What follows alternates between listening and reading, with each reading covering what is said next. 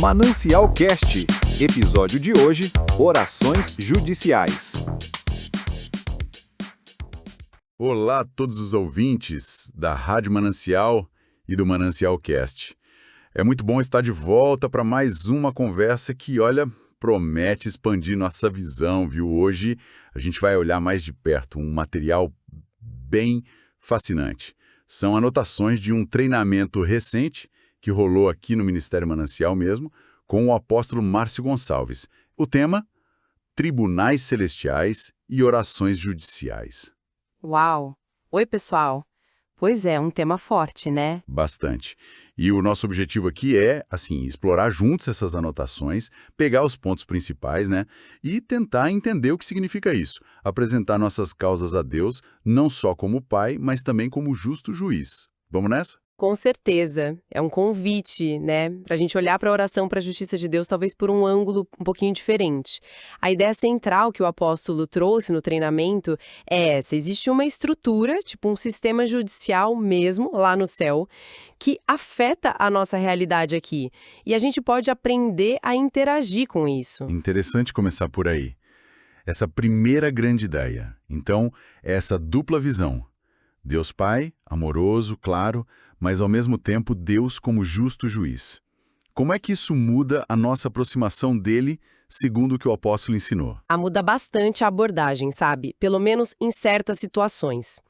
O material que a gente tem aqui aponta para Mateus 16:19, aquilo de ligar e desligar na terra e no céu, né? Sugere uma autoridade que opera também nessa esfera legal, e Lucas 18:7, que também foi citado, reforça que Deus está pronto para fazer justiça para os seus escolhidos que clamam a Ele dia e noite. Então, a perspectiva do treinamento é que, assim, nem toda batalha espiritual é só um confronto de força, sabe? Algumas são, na verdade, disputas de legalidade. Disputas de legalidade. Essa expressão é forte, né? Quer dizer que, de acordo com esse ensino, pode ter, tipo, bases legais, direitos que o adversário usa no mundo espiritual para impedir que algo aconteça aqui. É isso. Exatamente, essa é a linha de raciocínio apresentada lá no treinamento. O exemplo de Jó foi usado bastante, não só como um teste de fé, que a gente já conhece, mas como um caso complexo onde tinha acusação rolando no céu. A implicação é que algumas respostas ou algumas liberações que a gente busca podem depender de uma sentença favorável de Deus, o juiz, uma sentença baseada nos princípios de justiça do reino dele. Tem porta que só abre com um decreto judicial celestial, entende? Entendi. Faz sentido olhando por esse ângulo. Mas, se existe mesmo essa estrutura de tribunal, onde é que a gente encontra isso na Bíblia? O material do treinamento deve ter explorado bastante isso, imagino. Sim, explorou. E o treinamento buscou conectar vários pontos bíblicos. Daniel, capítulo 7, é uma referência-chave que foi citada, especialmente o versículo 10, que descreve uma cena muito clara, né? Diz lá, o tribunal assentou-se e os livros foram abertos. Foi apresentado não só como uma imagem, mas como uma descrição mesmo de uma corte celestial em plena sessão. Uma corte, com livros, registros. Isso é bem específico, né? Bem detalhado. É, sim. E ainda lá em Daniel 7, o versículo 22, fala do ancião de dias vindo para quê? Para fazer justiça aos santos. E o resultado disso, eles recebem o reino. E tem mais, o versículo 26 menciona o juízo sendo estabelecido para tirar o domínio do inimigo.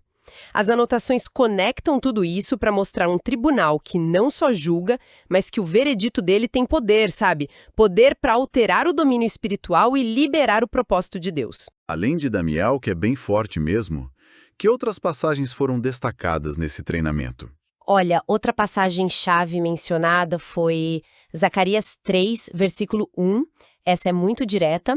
Mostra o sumo sacerdote Josué ali diante do anjo do Senhor e Satanás à direita dele. Para quê? Para acusá-lo.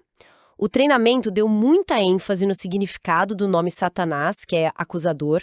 Essa cena, segundo as anotações, ilustra bem essa dinâmica de acusação e defesa que pode acontecer nessa esfera judicial. Então, essa figura do acusador Ela é central para a gente entender por que a gente precisaria desse tribunal. É isso. Pela perspectiva do treinamento, sim. A existência de um acusador que fica procurando brecha legal na nossa vida, né? Baseado em pecado, em falha. Isso torna muito relevante a figura de Deus como juiz. E, claro, a de Jesus como nosso advogado. As anotações também citaram Hebreus 12, versículos 22 e 23, que diz que nós, na nova aliança, temos acesso a Deus, o juiz de todos. Isso indica que essa corte não é algo inacessível para a gente. Ok. Se a Bíblia aponta para essa realidade e a gente tem acesso, então como seria a oração nesse contexto? Como é que a gente interage com esse tribunal celestial na prática? O que o treinamento falou sobre isso? Então, o ponto fundamental que foi destacado nas anotações é a importância da palavra de Deus. Pensa bem, se Deus é o juiz e a Bíblia contém as leis dele, os decretos, as promessas, orar apresentando essas escrituras é como um advogado apresentando a lei, a jurisprudência para o tribunal, entende? O juiz se compromete com a sua própria palavra. A oração judicial, nesse sentido que o apóstolo ensinou, seria talvez menos um pedido só emocional e mais uma petição bem fundamentada. Petição fundamentada, gostei disso. E as anotações mencionaram algo sobre escrever essas orações. Por que isso seria importante? O treinamento sugeriu que escrever pode ser útil. Por quê? Justamente por causa dessa natureza meio processual que essa abordagem propõe. Assim como um documento legal precisa de clareza, de precisão, né? Escrever a oração ajudaria a gente a organizar os argumentos, a ser bem específico nos pontos que a gente quer apresentar e a basear tudo firmemente na palavra. Não que a oração espontânea não tenha valor, claro que tem, mas para essas causas judiciais mais específicas, essa formalidade, essa clareza, ajudaria a apresentar o caso de forma mais eficaz lá no Tribunal Celestial. Entendi. A ideia, então, é que, ao apresentar uma causa bem fundamentada, talvez até por escrito, a gente meio que estabelece um processo formal no mundo espiritual, buscando uma resolução baseada na justiça de Deus. Essa é a perspectiva ensinada, sim. E nesse processo, tudo que Deus já falou ou prometeu sobre aquela situação ou sobre a pessoa, inclusive profecias específicas, como foi mencionado nas anotações, tudo isso pode ser apresentado como parte da argumentação. Para quê? Para que o juiz libere o cumprimento daquilo. Agora tem um ponto delicado que surge naturalmente, né? Se existe um acusador e existem registros, o pecado vira um problema legal bem sério nesse cenário, não é? Sem dúvida nenhuma. O treinamento deu muita ênfase nisso.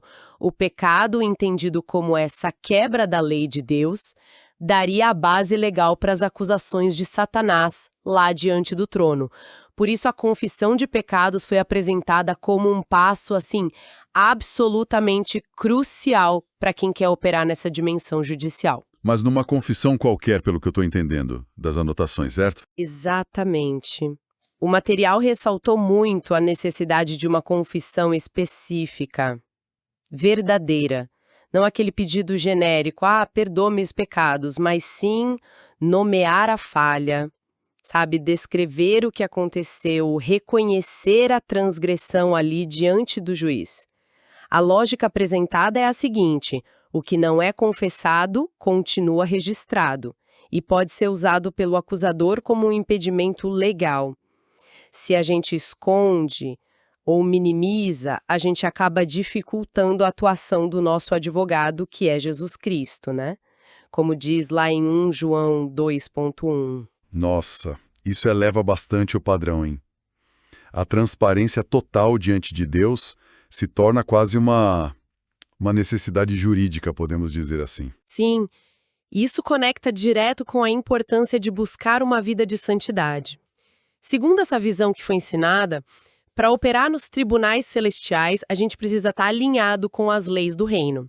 Quanto menos brecha legal a gente oferece para o acusador através do pecado, mais forte fica a nossa posição. Mas, por outro lado, as anotações também trouxeram um contraponto bem encorajador. Não são só as falhas que ficam registradas, não. atos de justiça, de obediência, de fé, generosidade. Tudo isso também é anotado e serve como um memorial a nosso favor diante de Deus. Faz todo sentido. E como é que essa estrutura toda, tribunais, acusações, defesa, registros, se aplica a algo tão pessoal, tão íntimo, quanto o propósito de vida que cada um de nós busca? Conectam isso de uma forma bem direta. A ideia ensinada é que o propósito original de Deus para cada pessoa também está escrito, está registrado lá no céu. Talvez num livro do propósito, digamos assim. E para descobrir e viver esse propósito, o treinamento sugeriu olhar tanto para aquilo que apaixona a gente, que nos dá alegria, sabe? Quanto para aquilo que nos causa uma santa indignação. Aquelas coisas erradas que a gente sente um impulso forte de querer mudar. E a oração judicial entra aí como uma ferramenta para destravar esse propósito, para liberar ele. Exatamente. A perspectiva é que a gente pode ir até o Tribunal Celestial e pedir especificamente pelo cumprimento do nosso propósito divino.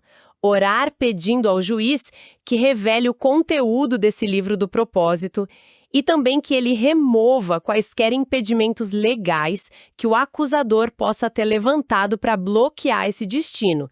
Impedimentos que podem vir de pecados passados, né, mesmo que já perdoados, mas se deixaram alguma consequência legal não resolvida, ou talvez questões geracionais, enfim. É interessante. As anotações até sugeriram uma oração específica, algo como: Pai, em nome de Jesus, peço que o livro do meu propósito seja aberto e que tudo que está escrito a meu respeito se cumpra. Foi algo nessa linha. Isso, frases assim foram sugeridas como um modelo, exemplo de petição judicial. É um ato de fé, né? Reivindicando o plano original de Deus acima de qualquer outra coisa. O treinamento reforçou muito a ideia de que a gente não é obra do acaso, sabe? E que a prosperidade, no sentido mais amplo, que abrange todas as áreas da vida, não só financeira, está muito ligada a gente viver alinhado com esse propósito que Deus estabeleceu. Buscar entender o que pode estar impedindo é parte desse processo. Uau! Que exploração fascinante que a gente fez hoje. Percorremos esses conceitos de tribunais celestiais, orações judiciais, tudo baseado nas anotações do treinamento do apóstolo Márcio Gonçalves. Essa visão de Deus como justo juiz, da palavra como nossa base legal, da importância da confissão específica, da santidade e de como a gente pode buscar o cumprimento do propósito divino nessa esfera judicial. Olha, realmente abre uma nova dimensão para a nossa vida de oração, né? Sem dúvida. Recapitulando rapidinho, a gente viu a base bíblica que o treinamento apontou, como Daniel, Zacarias, a dinâmica do acusador contra o nosso advogado, a prática das orações bem fundamentadas, talvez até escritas, e essa conexão vital com o nosso propósito em Deus. É um chamado, né? Há uma maior seriedade, talvez, e diligência na forma como a gente se relaciona com Deus e como a gente lida com o pecado e com a busca pela justiça dele. Realmente. É um convite à reflexão e, quem sabe, é uma nova prática espiritual para muita gente que está ouvindo. E para a gente fechar, talvez, deixar uma pergunta no ar para levar para casa e meditar, né? Se a gente realmente internalizar essa ideia de que tudo é registrado e pode ser apresentado lá no Tribunal Celestial, cada ato, cada palavra, até cada omissão. Como é que isso poderia ou talvez deveria transformar o nosso dia a dia? Como isso impactaria as nossas escolhas, a nossa busca por viver de forma correta e a nossa confiança em clamar pela justiça e pelo favor de Deus na nossa vida?